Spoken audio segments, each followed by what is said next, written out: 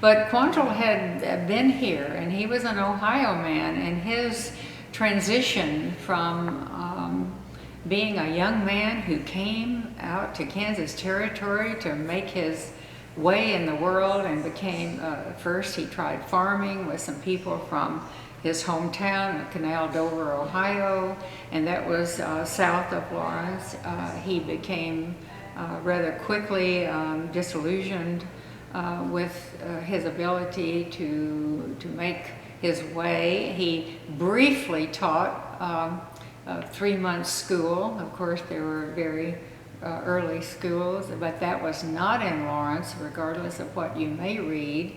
That was at south of Lawrence, and it was a very small and early school of a few months. He had some education in Ohio. He was not without his education, and he had come out here to make his fortune.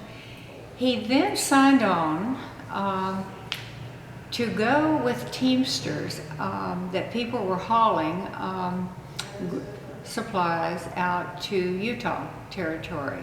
And some writers and historians have thought, well, he became associated with a lot of Missouri men who, of course, Westport and Independence were major outfitting areas for the various trails that preceded settlement. The Santa Fe Trail began in 1825, and then the Oregon-California Trail in the 1840s. So the trails were established long before Kansas Territory was open to settlement. And it just seemed that when Quantrill signed on for this overland trip, that he maybe began to see things, the conflict, maybe more sympathetically toward the Missouri side. But I think the very best book on Quantrill and the raid is by a man named Edward Leslie, called The Devil Knows How to Ride. And he was from Canal Dover, Ohio, and he researched that book here and elsewhere in many archives. And he tells the story of Quantrill then returning from that overland trip with the Teamsters hauling supplies.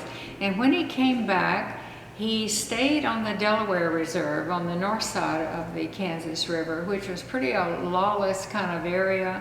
The Delaware Indians had been pushed from the east and were part of the immigrant Indian population that had come into this country before Kansas Territory. And he fell in with a different group of people and became what Lawrence people considered kind of an outlaw, and he was accused of horse stealing. And then he, for reasons that are not totally clear, he did become convinced that his future was no longer in Kansas, but he then led a raid over into Missouri and tipped off the slave owner, and then from then on he was a wanted man in Lawrence.